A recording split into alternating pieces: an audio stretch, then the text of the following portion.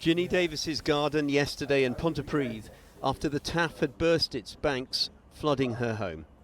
I've been cleaning this today, my son been doing out there. The water line. The water level, yeah. That is high. She shows me what's left of her utility room, the washing machine ruined, and beyond it, her beloved craft room, full of antiques next door. Family heirlooms. Is that a gramophone? Yeah. She's 84, has lived here 60 years, and spent thousands redecorating after the house was flooded in 2020. But this is your pride and joy, the craft room. Yeah, and I've only just finished doing it from the last flood, and I'm back to square one. That's devastating. How are you feeling? Bad.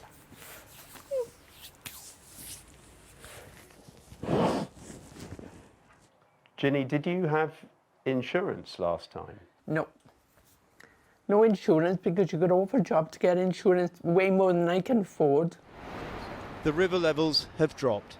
Pontypridd's Lido now brown with river water once again, echoing the devastation here of Storm Dennis 4 years ago, when then, just as today, politicians offered words of support to businesses affected. But obviously this is my second flood in Ponty, you know. Yeah. Was it worse this time or last time? The first one made me bankrupt.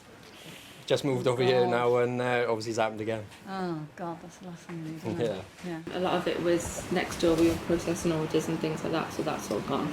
Gosh. The damage has been much less extensive this time, yet still there's been criticism around weather warnings and defences, and that flood alerts came too late.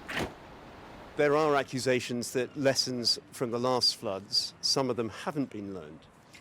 Well, I think the investment, which has actually saved literally hundreds, if not thousands of properties compared to last time, is something that we should note.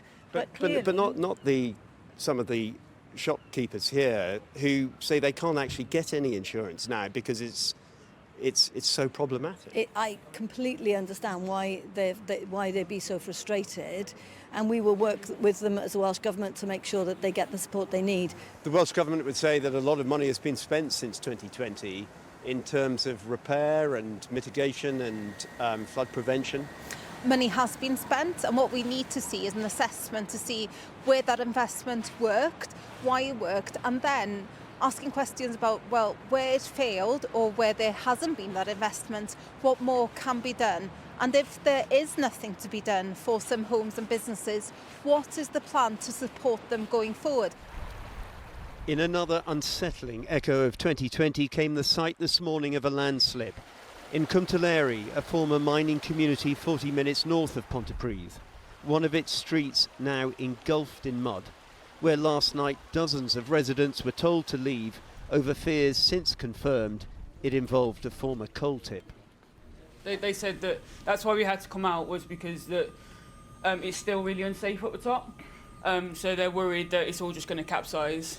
And then that's literally, the policeman said, if you don't go, we won't have another conversation. So it's kind of like, it wasn't a choice. It was like, you're going. Such are the risks, so calamitous in the past, still posed by Wales's long-defunct mining industry. All of this highlights yet again deep concerns across Wales about the physical legacy of that industry, the many hundreds of coal tips and their safety, especially in the face of increasingly frequent extreme weather events.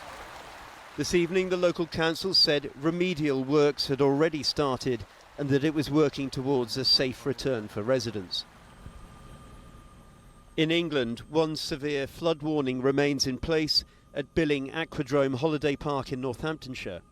The fire service declared a major incident in the county as it continued to rescue people from flooded properties. In Wiltshire, this was the scene earlier in Bradford-on-Avon. Its high street completely immersed. England's Environment Secretary said the government was now investing £2.4 billion to upgrade flood defences over the next 2 years, but warned of more such severe weather to come, inevitably, with climate change.